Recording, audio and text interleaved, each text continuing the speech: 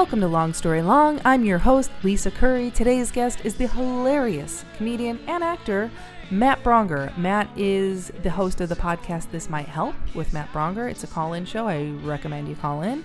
And he's also the co-host of Hey Girl with Kyle Kinane, who's another hilarious comedian. And they actually have a Hey Girl live coming up on April 24th that I think you should check out. We had a really great conversation, and it was super fun and funny, and you're really going to enjoy it. Here you go. Hey, Matt. How are you? I'm good. How you doing, Lisa? Good. So great to see you. You're in LA right now. Obviously, you're home. What are you working on right now? Well, raising a child badly. I mostly just watch my my 7-month-old girl full time and write when she naps. So I have a couple projects I'm writing with friends. One I'm concentrating the most on, and then just trying to develop jokes for when I go back on the road later this year. And but that's kind of mostly the focus, I guess. Yeah, I would say, by the way, that you're raising your child well, because you're one of the only people that covers up her face when you post. Yeah. I mean, I was thinking of like Tom Segura and Christina Pazinski. Like, you never ever see their kids in any of their stuff. Yeah. And they could definitely use their kids if they wanted to, because they have such a massive platform, you know? And I was always like, and I remember talking to him about it and some other people. And it's like, you know, I think she's an adorable kid, but at the same time, I'm like, at this point, you know, and it's also throws social media into sharp focus for me in a lot of ways. Cause I mean, I feel like we all have at least most people older than 30 have a little bit of chip on their shoulder because of social media, mostly because like I'm not that good at it. Like my wife is so much better at it than me. But it is that thing where I go, well, wait, why do I want to put her on here? Oh, because she's absolutely gorgeous and she's a beautiful, cute kid. You know, that, I mean, she looks like, I think she gets told, we hear a lot is, that looks like a doll. That doesn't look like a baby. You know, like she looks like the Gerber, like the old school Gerber baby. And though it's that thing where it's like, it's not that it's objectification. Yeah. But it's like, you know, if I take a picture of myself or someone to selfie, it's just like whatever. But it's like, when it's your kid. It's like you're already getting enough attention for. Yeah, it would just be attention for me. You know what I mean? It's my, and I'm sure as hell not going to make her own Instagram thing. You know, if you're your parent, you want to do that, great, that's fine. And I love that stuff. Judging you.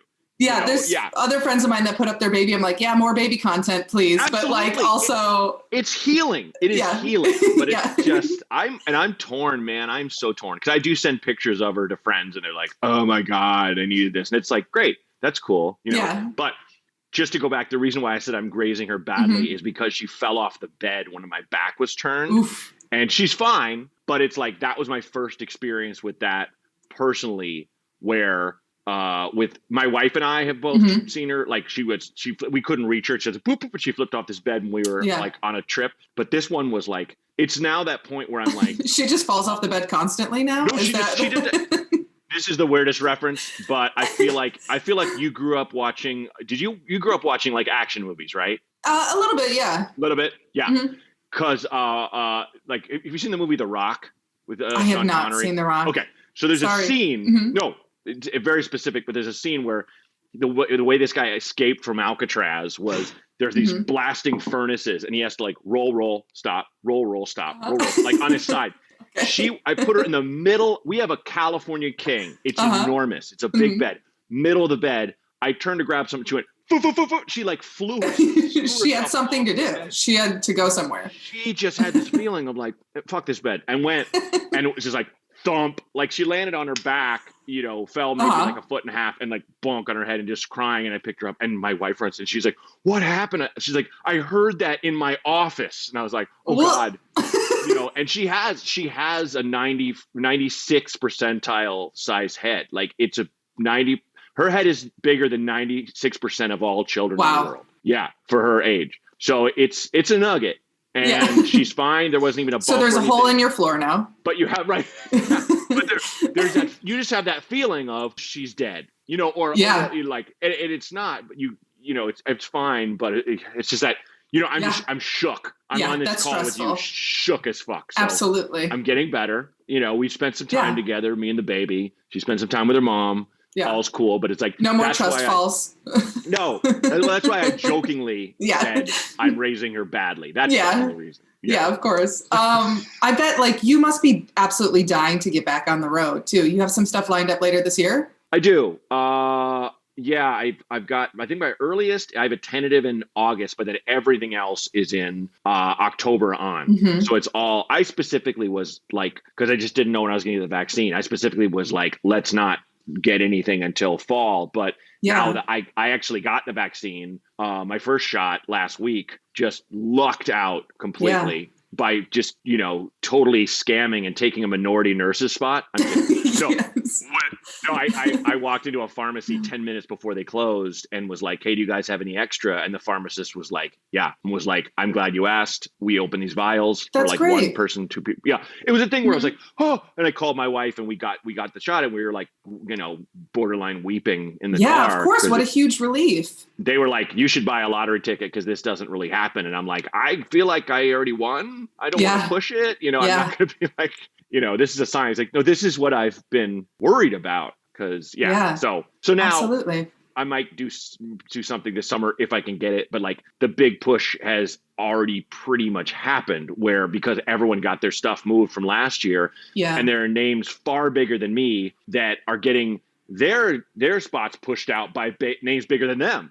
You know what I mean? So it's like this. So, I'm lucky I'm happy I've got some and maybe I'll get some more. So, It feels like the only real trickle down economy is like comics grabbing spots from other comics who can't. Totally. So that's all there is. Yeah. And you released an album last year. I did. How lucky did you feel to be able to have to put something out in the midst of all this bullshit when it's like, you can't go on the road? Well, I'm blanking. Did it come out at the beginning of last year or the year before that? I'm like fucking. I'm just going off of online, so I don't know. Online could be wrong. This is how cracked my brain is right now. I think also nobody knows what year last year was. Like when we say last year, some people are talking about 2017 at this point. No one knows what last year is. Yeah. And I'm not going to look it up. Even if it was, it's like, to have something, because I was going to shoot a special in April of last year. Oops. So that's boom. Yeah. I remember talking to Michelle Buteau and she was like, girl, I shot mine a week before it all went away and it just won a Grammy, which is so dope. But that's so lucky. Or no, what was it? Emmy? I don't know. I have no idea. I love Michelle. She's great, but I don't know what she won. She tied with Jerry Seinfeld. Like they gave it to Whoa. Yeah. So it's like, but she, it'd be funny if I'm like, and mine could have no, but I was just so happy for her that she got, but it was just luck of the draw. Yeah, absolutely. Yeah. Mm-hmm. So I'm assuming that's something that you're gearing up to then film once we get back to things? Yeah, it'll take some doing. I mean, I did a long outdoor set. I did like almost an hour and, I did well, but it was that thing where it was like being in a play and going, oh, what the fuck is my next line? Yeah. Jesus Christ. Absolutely. Oh God, just stop my heart right now. Oh, now I remember. And that happened so many times with the stuff that was new. And I'm just like, oh, this is still just, I'm playing with, but the stuff that I want to keep in that hour, I was just like, whoa, like so rusty. Yeah. It is crazy how quickly some of that goes away. Just like little tags and things, you haven't been doing the Zoom shows, have you? Some, not a ton. I mean, the thing is, it's like, it's kind of, I've always compared stand-up to therapy in that even when I don't want to go, I'm always glad I did. Yeah. Absolutely. But now it's even more, it's it's going to suck, but you still should do it. And you're glad you did. It's that thing where it's like, I was talking to Conan about this. We're like, yeah, it's going to suck, but you got to do it. Absolutely. And it's just because it for a while, it was all that was there, and they don't, saying they all suck it's true, but it's also, it's what we have right now. And they're doing them much, much, much, much better than they did when this all started. Yeah. Like, they're so much better now. Absolutely. I've done a handful as myself as well. And the one thing with the Zoom shows is I feel like if a bit doesn't go, it really doesn't go on Zoom. It's not like there's no wiggle room. You're like, oh, I can never say those words again in any order. Yeah. Yeah, I did a bit on Hot Tub where I was just reading I wrote this whole thing about the Screaming Men of the Sweaty Wrestle Pit event was canceled. It's just a thing where a bunch of guys get in a pit and they're all like no shirts and they're screaming each other's faces and they wrestle. And I'm mad that it got canceled. And part of it was I pulled my shirt off and I didn't realize that per Twitch's regulations, you can't show nipples. Oh, because because they're like, oh, no topless women, and then there'd be topless men, and then there would also be, like trans women who identify as women, but they don't have, the parts that would ordinarily be blanked out, and it's a thing where it's like, so they just had to go no nipples. Yeah, but I did not know this, and so the chat's blowing up with all like other comments. Put your shirt on. Put your shirt on. Put your shirt on. You're gonna make us shut. And you start like tweaking your nipples, and they're like, no, stop, and you're like, I don't have time to read the chat. I'm just gonna keep going. And I'm like, oh, you can see me. Like I'm that New York Times guy who was like, Jeffrey Toobin. Thank you. Was yeah, I mean, it's like, who hasn't masturbated on a Zoom on accident entirely? It's like, obviously. How do you? It's like, you talk to your mom on FaceTime and it's the camera's just up her nose or something like, this is a gross angle, mom, move it. But like, you know what you're doing. You're just, it's just like. Yeah, absolutely. At the very least, you knew you were on a call or about to be on a call, or like work was within an hour vicinity of where you're at right now. Yeah. So maybe put your computer in another room entirely. Yeah. I mean, I remember I did an interview once, all audio. And I went and I tried to sneak out a pee. Like I went in the bathroom. I had to go so bad, but it was like, I didn't want to be rude. Yeah. But it's like, just say, can I call you back? Put the interview on pause. Cause I went and did it. And he was like, hey, did you just pee? And I was like, yeah. I was like, could you hear it? And he was like, no, you just sounded different. You could tell by the sound of my voice. That's hilarious. So it's like, not that you're like, on the call. I don't have that thing where I need to masturbate if I'm online. I don't, thankfully. But like, that was one of those things. Like, but if it's it's just one of those, I don't get it. I don't get it. That was hilarious. So when you've been doing comedy for a while, and are very good. And thank you. When you were growing up, like, did you know you wanted to be a comic? I always was kind of, I was always a class clown. I wanted to be an actor. I was like in love with acting. I used to watch the Oscars when I was a kid and I loved doing. Really? I did a play. I did plays in grade school. I did plays in middle school. I did plays and musicals all through high school, and ended up going to a small liberal arts college in just outside, near like White Plains in Purchase, New York, in Westchester County, and would go see productions in the city and stuff when I could, and kind of had that thing. But once you kind of realize what you're good at, you should respect it. Because I was always good at cracking a joke. I was always good at, I was always my mother's very funny. My dad's very funny and dry. And so like, I was always funny in class and stuff. And it's like, decent actor, but is that my best thing? Yeah. And absolutely. There have been times where the reason why I say, don't lean into what you're good at and don't be ashamed of it is because I would go out for some of these parts, in adulthood and try to actor them up. And try to, not put myself into it. And now and some of them were like, oh, this dude is just a henpecked husband or whatever.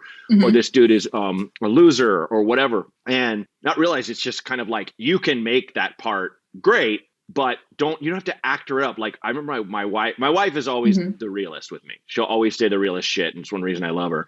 But she's like, honey, I'm going to be honest with you. You're not Christian Bale. And I'm like, you're fucking right. I'm not.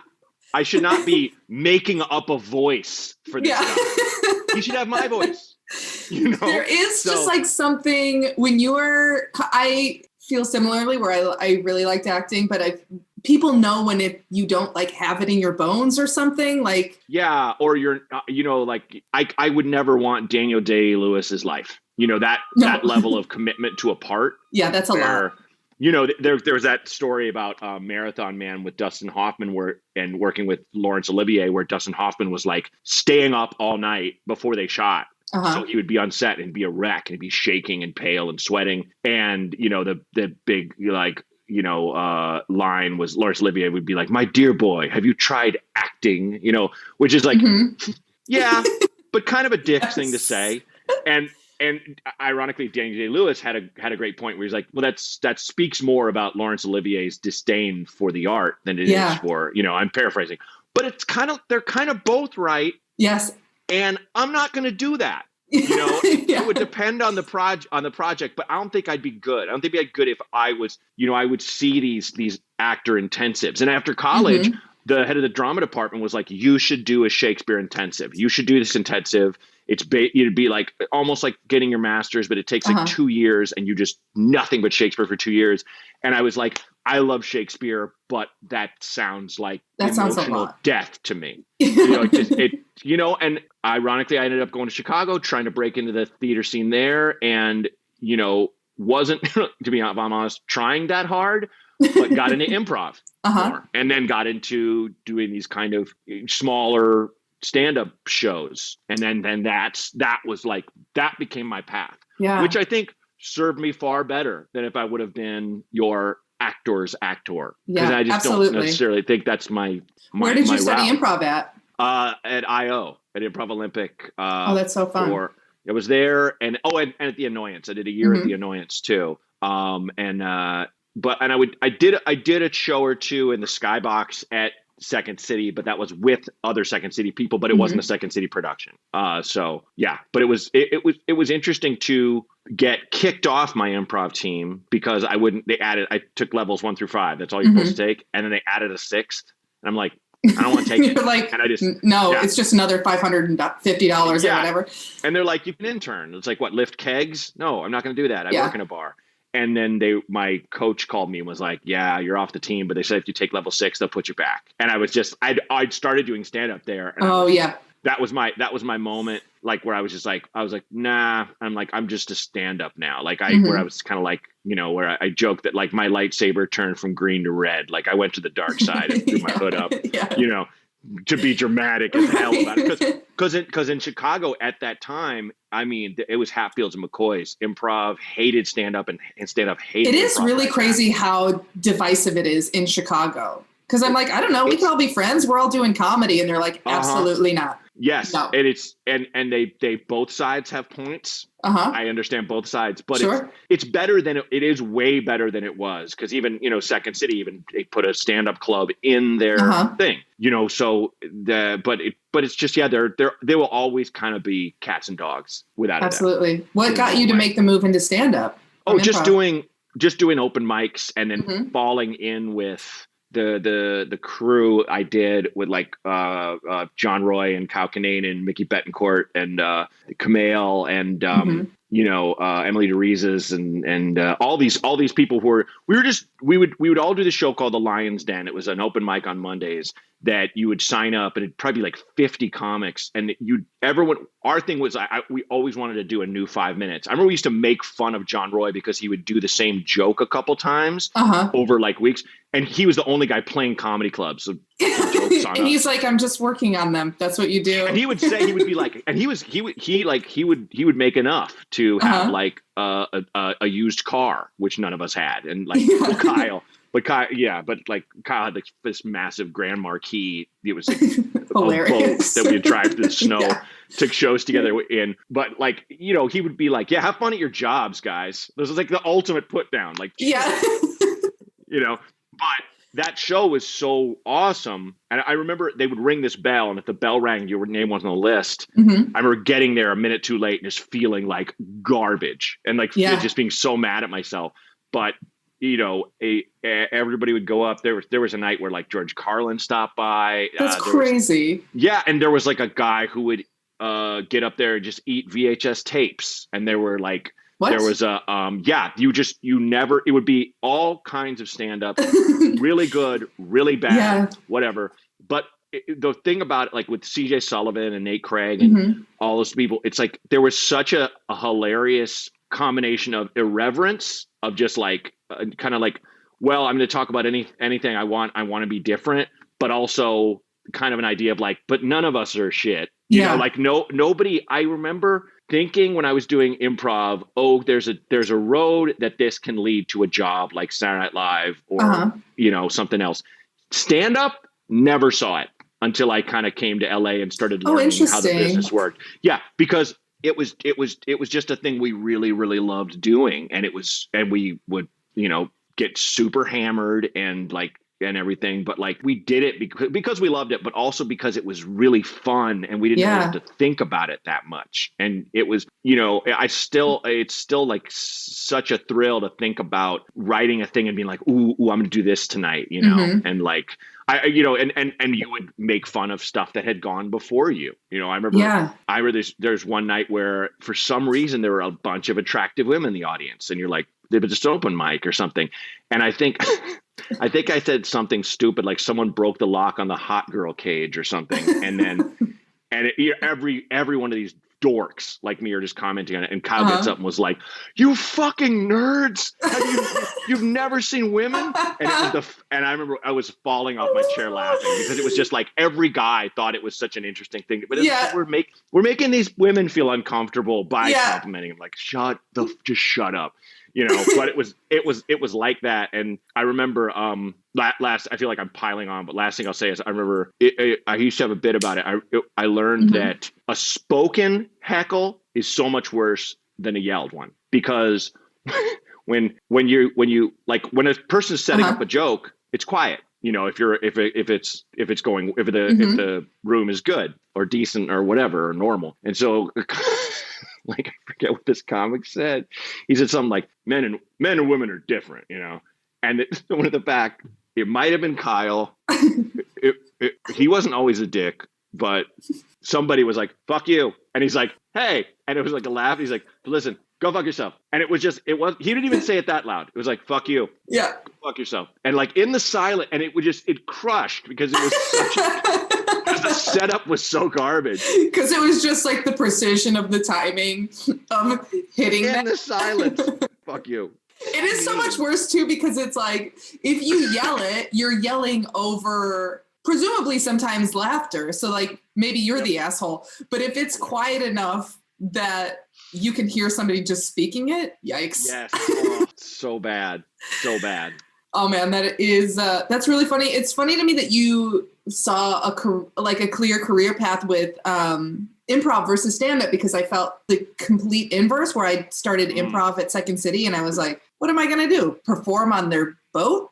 And that's it? Right. You know, but because I think that I also was never somebody that like looked to SNL. I was like, well, that's something I cannot do. So that's not, I'm just going to cross that off the list, you know? Well, I will say that I never thought I would, but this is how thirsty everybody was, you know, that it's almost like how I remember New York comics being like, people having the stereotype of like, New York comics just do it for the art. And it's like, what? They want to be fucking rich and famous as much as every one of us does. Yeah. Every one of us. It's like, stop, man. It's not different because it's the fucking edgy city. Like, stop with that. And people talked about Chicago that way, but I remember a dude showed up once, and thank Christ I wasn't on this team. But he's like, he just called himself a producer, and they were like, oh, and they put him in the front row. And like after the show, he's like, I want to see everyone backstage. And he had everyone, and he was like, I'd like to talk to you, and you, the rest. Thank you. Great job. You could leave the room. And I heard the story, and everyone who left the room wanted to kill themselves. No. They didn't know who he was. Yeah. He had no, like, here's my business. He's just some guy who said he was a producer. It's a prank. Just some dude that wanted to fucking, you know, have a power, you know, show like power play of some stupid prank. Yeah. But like, I remember hearing that and just feeling like someone walked over my grave, because I knew if I was there and that dude kicked me out of the room, I would just want to end my life. You know, I would feel so small. We were doing stand-up in these stupid bars, and it was so funny. And it's still, I look back and go, man, a lot of that comedy still really holds up. Holds up. Absolutely. Another one, like I remember being at the Cubby Bear, and I'm just going to say one more heckle. Yeah, this was Kyle. This dude's on stage. This is how long ago this was, because someone literally fucking said this on stage. He goes, I just don't get faggots, you know? And Kyle, leaning on the bar in the silence, goes, best comedian ever. cracked up.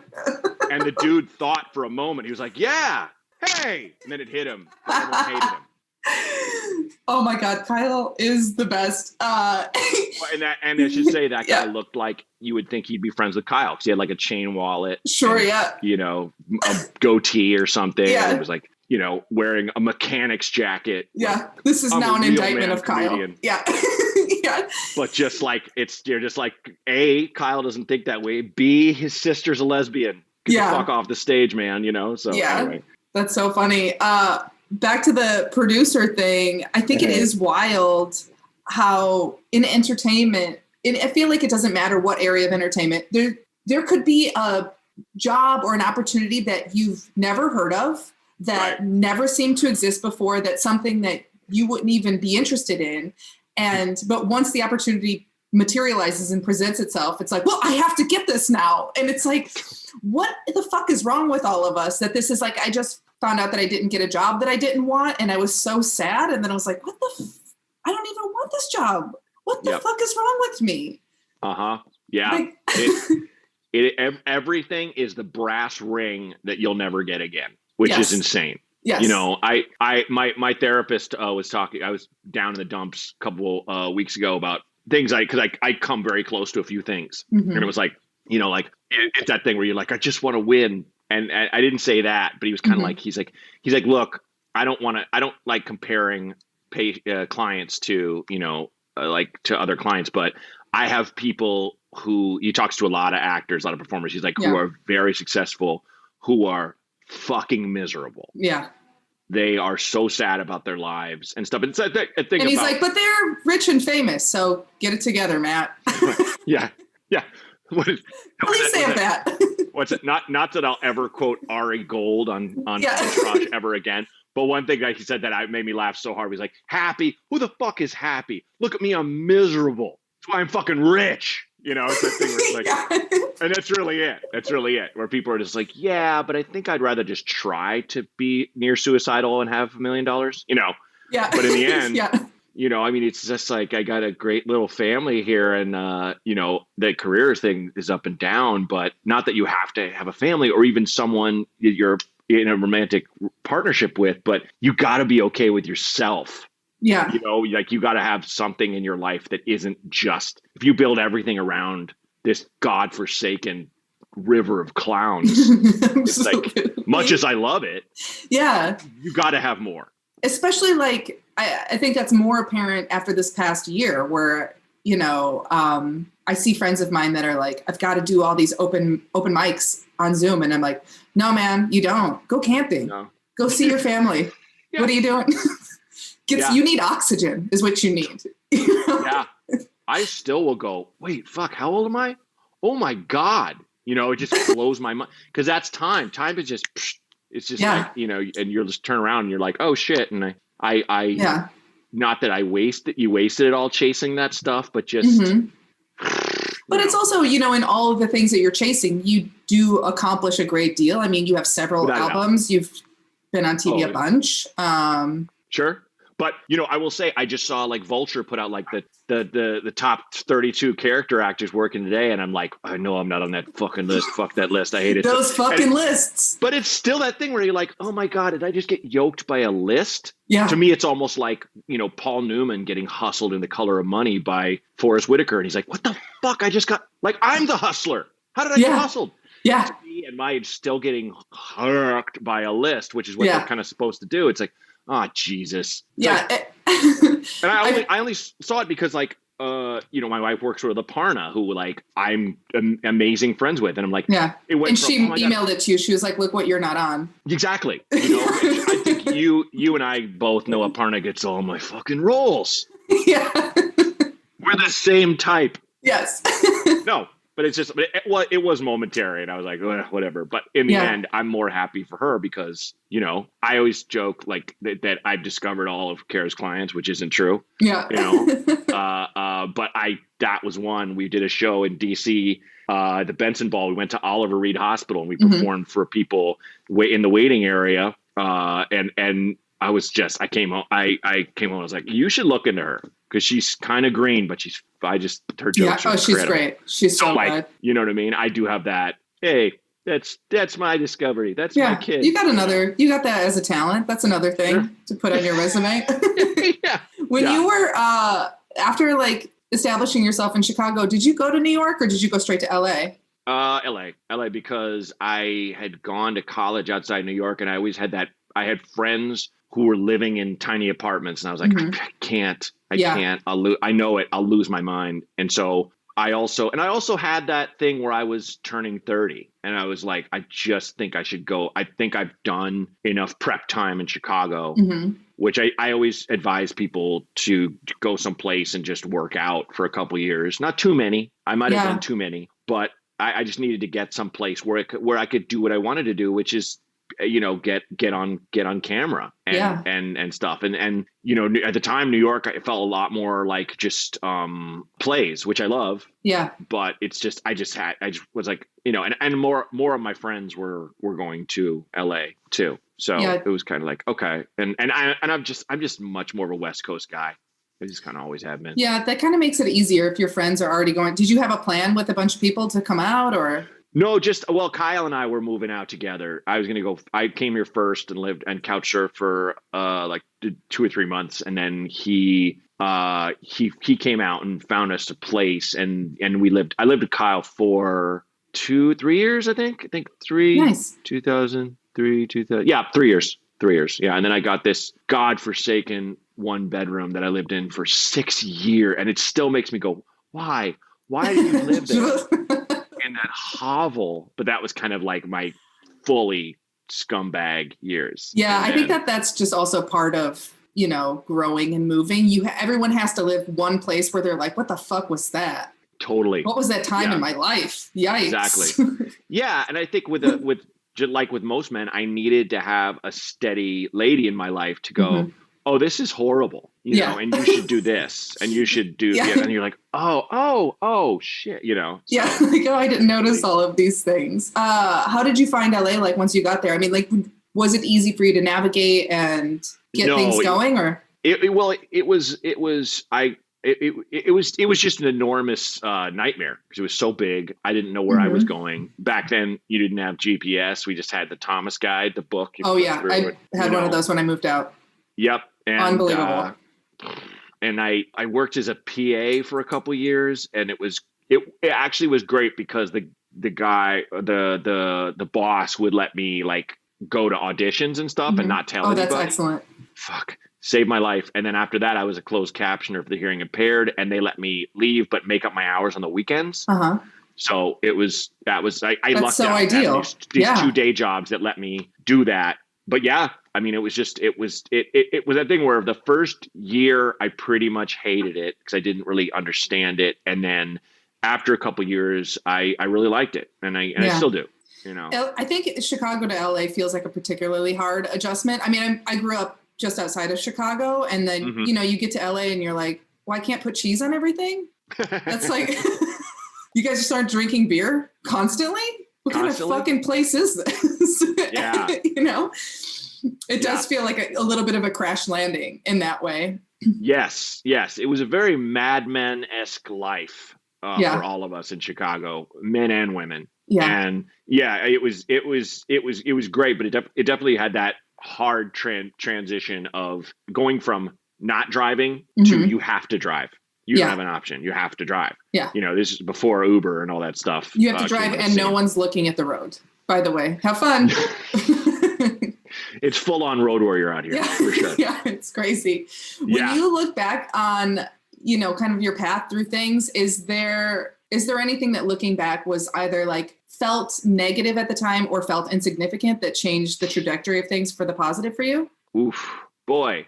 Probably getting kicked off the improv team, anytime you're rejected. When I got I used to work with some people, some representatives who were not great and not happy with me. And like, we reached an impasse and parted ways, but it was like, they hit me up about it in a shitty way. And it made me go, I fucking hate you. But then it's like, oh, do you want to work with those people though?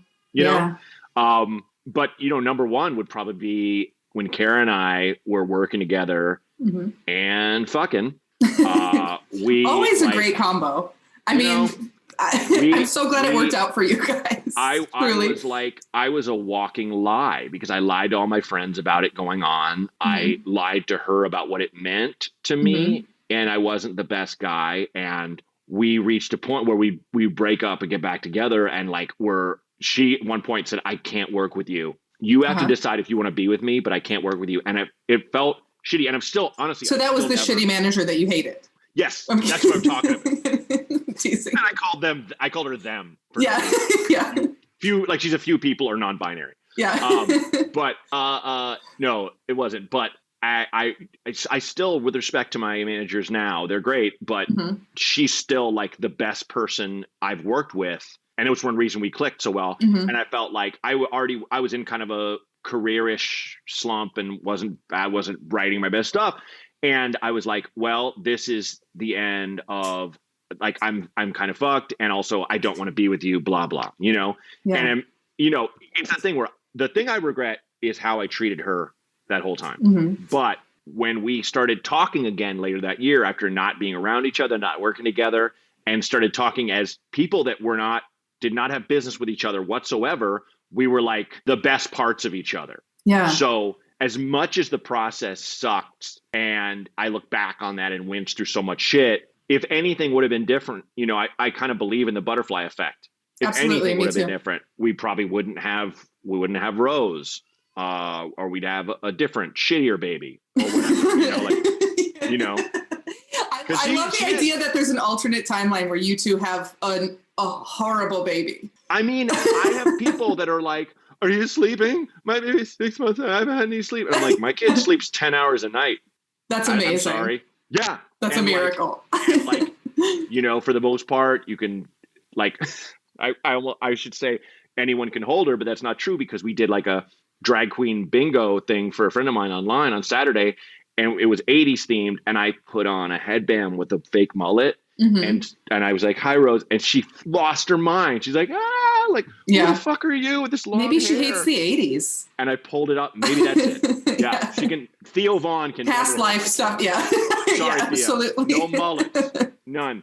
No, but it was like, so we wouldn't have Rose, and it's So that it's a thing where it's like I remember that being such a rock bottom for me. And that the 8 months after we broke up were for the most part pretty freaking miserable. And I felt detached from everybody and myself. And I was still trying to go through the motions and still trying to date. And I just felt hollow and shitty. So much so that I didn't even talk to people besides my therapist about it. Like most of my friends did not know I was going through, but it was funny. I'd have people that didn't know me that well be like, you look sad from your Instagram photos. I'm like, oh my God, it's showing through that shit. You're like, how did you know I was staring directly into the middle distance, just at nothing? Why? You guys don't rest with a knife against your throat? Yeah.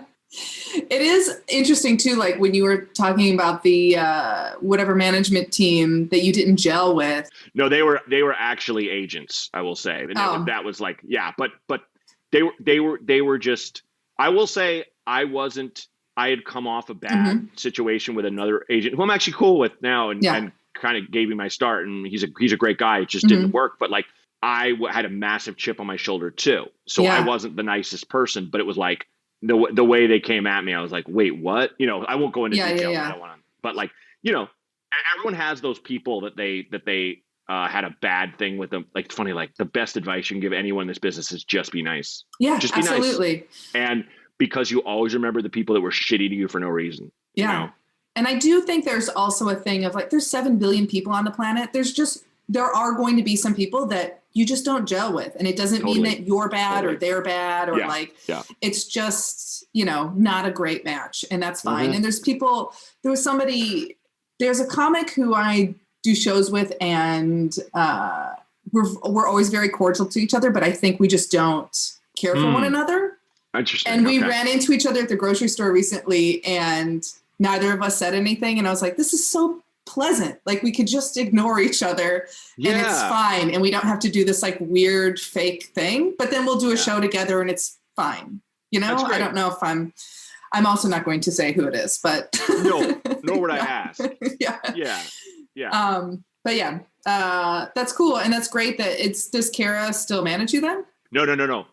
She. Oh, you had said that. Yeah, and I missed it. she fired me basically, as they say. And but it was like, that should have happened. And that I didn't think that our relationship was worthy at the time. And I didn't think it was real, but it was like, I was not in touch with my real feelings. And like, I remember being on the phone with my parents and my dad was like, you sure you don't be together? I mean, you guys have a lot of fun. And I'm like, Dad, you can't base a relationship on that. And he was like, I don't know. I mean, it's true. You can't base a relationship on fun. I mean, what else? Yeah. Yes. Fun goes deep. You know what I mean? If you're having fun absolutely. That means that you're gelling, you're clicking. But I mean, I really had like at that point, a broken compass that I was following. That I was like, this is nothing's going right, and I wasn't going. Can you just try? And it was that thing. It was like, just look before you leap. We got back together. We moved in together. I'd never lived with a girl I dated, even at that advanced age. And then she was like, I want to get married. And I'm like, then I'm going to propose, and I waited. So it was like my idea. Yeah. Then I did. I love it. And both those things, I was like so fucking scared because I couldn't see the other side, and you never see the other side. You just have to jump. You just have to, bet on all, with the thing you believe in the most, and you're never going to be certain, but you do it. And it was like, it paid off moving in with her. It paid off getting married to her, and it paid off having a kid with her. All three of those stages I was very scared of. Well, yeah, because now you have an Instagrammable baby that you were, it's beautiful and photogenic, and that is now is the new face. Commercially viable. Yes. Of Walmart diapers, I can announce. No, but it's like, it was just, and doing those first two things gave me the courage to do the third, where I was kind of like, I didn't know shit before. Why don't I just try? It's like, it's all about try it. Just try it. And they're like, but there's no going back if I do. Oh, well. Yeah. That's great. I'm so glad that you have that. Thanks. For your next, for your special that you're going to shoot, are you planning to record an album as well, like in tandem with that? I mean, I had the whole thing set up. It was all going to be at the Moon Tower Festival at the North Door. The North Door is now gone. Oh no. Evidently. I know. So it's like, I don't even have a date now. I don't know when it, so it's like, if anything, I probably would set it up for, I don't know, probably early next year, so I can make it as good as humanly possible. But it's still just kind of tentative. I mean, and it's kind of, I thankfully I stopped looking at it in terms of the barometer is because I used to put one out like every 2 years, and there are people that put out like one a year, which God bless. But it's that thing where it's like there's no, as long as you're working, as long as you're putting stuff out, it's kind of rarefied air that you're that person that can put out stuff consistently and often and still get an audience for it. Like a lot of people call me the male comedian Taylor Swift. So I hear this all the time. Yes. Exactly. Constantly. No. I just, for some reason, was thinking, I watched that Miss Americana, that documentary about her. Oh yeah. Mm-hmm. It's fascinating. And she makes this really good point where she's just like, only female artists have to stay on this level. You have to reinvent yourself every single time. Yes. And it has to blow up every single time. Male artists, they don't have to do that. Yeah. Point blank. And I'm like, holy fucking shit. She's right. It's true. Yeah. It's so true. And so I think I don't need to be that tip top thing. I'm going to consistently try to make the best stuff I can. But, there's a time where 5-6 years ago, I would have been despondent that I didn't do that special. Just so mad at it. But it's like, how does it help if you give yourself an ulcer over something you can't control? And also it's still there. You're still you. You're still working towards it. It's not like it's gone away forever, right. Yeah. But it's, I mean, all of us comedians, it's like we're playing injured. It's like we've had so much time to not be in front of audiences, and you have to.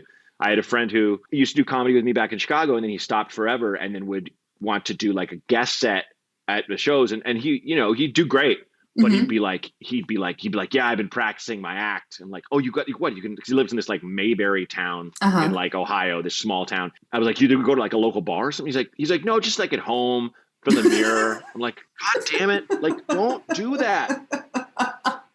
Man, I can't. That's the hard thing about stand-up is it's, on the one hand, it is entirely within your control. Like you are in charge of how many open mics you do and how diligently you write and how much of you really care about the craft of it. But then there's this other part where it's like, you're not a singer-songwriter. You can't practice at home. You cannot. I'm sorry. That's just the rule. You know? You can't. No. Yeah. Unless maybe you're a musical comic. And then, okay, you can do that at home. You can practice your chords at home. And that's why people kind of don't like musical comics. Exactly. I hate them specifically because they're able to practice at home. I'm like, exactly. Yeah. Because they could just write a fucking song with words in it. And that's why I hate all professions as well. Yes. Besides mine and mine. Yeah. But you can't, it's just, you have to do it. And I've done 2, maybe 3 shows outdoors, and like, one, I remember just in the middle of the thing being like, wow, thanks guys. I haven't done this in a long time. And like got like an applause break where it was just like, it was like a guy who had fallen. He fell off his tractor at one point, shattered both his arms. And then a year later he does a pull up. One pull up. It was like that, you know, and I was doing fine, but it was like, whoo. I likened it to a trapeze artist that is just like, is the next break? Oh, got it. You know, like flipping from the thing to thing and just hoping to God you. It is also fascinating to see like how much you can feel yourself just not doing well and like floundering and struggling versus what the audience notices, because it's like if it's your friends that know what you're capable of delivering, they might be like, ooh, that was rough. But like, I feel like most people, especially, and not to like both blow smoke up your ass, but like you're so good at what you do that I feel like you coming down a couple of notches is as good as a lot of people are. Well, I will say a lot of it is in my head and your head and everybody's head when they're on stage. Because it's just like, once you do it enough, you have to have that. I remember there's a guy who came up to me in a bar in Tampa, of course. Obviously, like, I would have guessed that. He just started talking, and he's like undone tie, you know, drunk guy after work. And he's like, so what do you do? And I'm like, I'm a comedian. He's like, is that rough? How is that? Blah, blah, blah. And I didn't really want to talk to him, and I was kind of getting a little annoyed. Hey, baby. And I was kind of like, you know what it is? You kind of just have to not give a fuck. And he was like, what? But it was that thing where I realized, that's part of it is you just have to be like, you know what? You know, not to be like Larry the Cable Guy going, I don't care what you did. I don't care what you think. That shit was funny. Like you have to have that in you where you're kind of just like, I love this part. I'm just going to friggin' act like it's a tomahawk dunk when you think this is a layup or that misses, you know, like, you just commit to the bit fully. And also just not like, it's not even confidence, just not really caring. When you do it enough, you're kind of like, and people are like, they vibe with you and they're like, oh yeah, I do like that. And that did connect with me. But now I feel like I'm the adolescent girl trying to dance sexy, you know, where I'm just like, you're trying, stop it. Stop. Please stop. That visual. Please stop doing, you're just trying too hard. Stop. This is so bad. You put We're all going to go to jail. You put your lipstick on like a clown. Yeah. You know, you don't know what you're doing, you know, and isn't this what boys like? Isn't it what you guys, you know, like, and I don't mean to hook up or anything. I mean, just like when you're a kid and you go to school and you try to dress cool and you fail miserably. Yeah. And I think that part that's kind of in me now more, but at the same time, I'm just like, oh, but whatever, you know, I'm going to go ahead and just be happy failing. And the sets have been good, but it's still just like, oh, they're weird. They're weird. I imagine. Driving home after that last long one, I was like, well, I got out of there alive. And I did really well, but it was just like. When you're working on your sets too, I wanted to ask you, how deliberately do you choose words? I don't know if that's like the right way to say it, but I was like, you know, listening to some more of your stuff again today, not that I had, but just to refresh myself. And I was like, I wish I had written down an example because I can't remember, but you choose such like interesting words in places that are, it's like you're not just saying whatever the thesis of the joke is, you're saying it and adding these specificities that are really interesting. Okay. Yeah. And I don't know if you just have this like out there vocabulary that's in your head, or I have a brain that always goes off on tangents, and if I do the joke enough, the references make sense. Yeah. But James Adomian did an impression of me that was so good it hurt my feelings. That's every impression he does. Every impression, but he did it for my wife once backstage, and it's just I keep setting up things and then setting up more things, and then say I never get to the point, and she's like, "That's him," and like I was like, "God damn it." But it's that thing where I'm now so conscious of that. But I realize my other stuff is I would do that and go, oh, but I also want to mention this, but I'm losing you on this, but I'm coming back to this.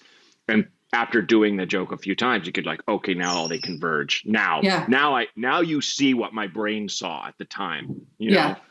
But I think it's because of that kind of thinking that made that. And I've always been a fan of really funny lines, like really people that just said a thing that was so descriptive. Yeah. And evocative and kind of poetic, you know. I'm trying to find an example, but kind of like that sketch that part from Anchorman where he's, you know, Sex Panther, where they're all just describing how bad it smells, which is originally an SNL sketch that he wrote. It was a bunch of witches that were cooking. Are you gonna take it for a walk? Sorry if you can hear squealing with the light right now. Good. That's that originally was just like, they were just like, what the holy hell are you witches burning up there? And it's all these, and it's so dumb, but it's like, that's the kind of thing that makes me laugh. So if I can have a descriptor like that, or something that shows in the moment what you felt at that time, you know, a lot of my stuff is just stories. Yeah. And that adds such a good flavor to it. That makes it, you know, unique and more interesting and all of that. One last question. Okay. If your childhood self could meet you, like 11-year-old Matt, what do you think he would think? Jesus Christ. Oh boy. 11? I think 11. I'm You're like, well, I was in prison when I was 11. So. I was in juvie. No, I'm trying to think. He had braces and feathered hair. Oh yes. So good. But just like non-intent. Oh, hold on. Feathered hair like Stevie Nicks, or what are we talking here? Dave Holmes has described this as my middle-aged lesbian picture. And this is, I think that's amazing. Yeah, that's perfect. The hair I had right there. Yeah. You look like my aunt. Yep, I look like an aunt. But I think it would have been like, wait, you have a house, you and your wife have cars, you're making a living at this. Whoa, you know. Yeah. Like, well, I'm that old and I don't have an Oscar. That kind of sucks. You know, he would be disappointed in a lot less awards things, you know. But in the end, it's kind of be that. Like 11-year-old, you knew about 30 under 30 or whatever it is, you know, all these different. But I think in the end, it would have been like, okay, that's cool. That's cool. And then like that I got to do that and would have been like surprised because it's like he was always the one that was making jokes in school and cracking up the class and stuff. And you never think of that as a job. Yeah, absolutely. Nor should you really. Yeah, absolutely. Squash that in yourself. Yeah, it can be. I mean, you just burped. You didn't do anything great. Just did a gross. You're going to have to punch it up. Okay. You're really going to have to. It needs a tag. Yeah. All right. Well, thank you so much for coming on, man. It was so great to talk to you. Oh, you too, Lisa. This is great. Thanks for having me.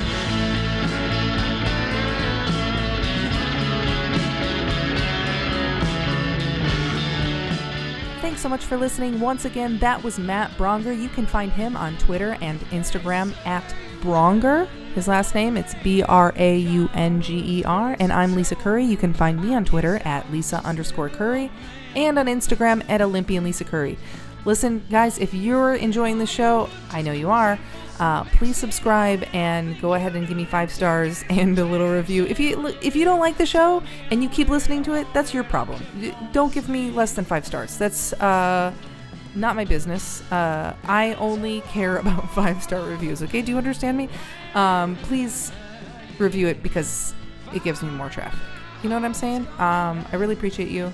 Have a great day, and we'll catch you next week. Bye.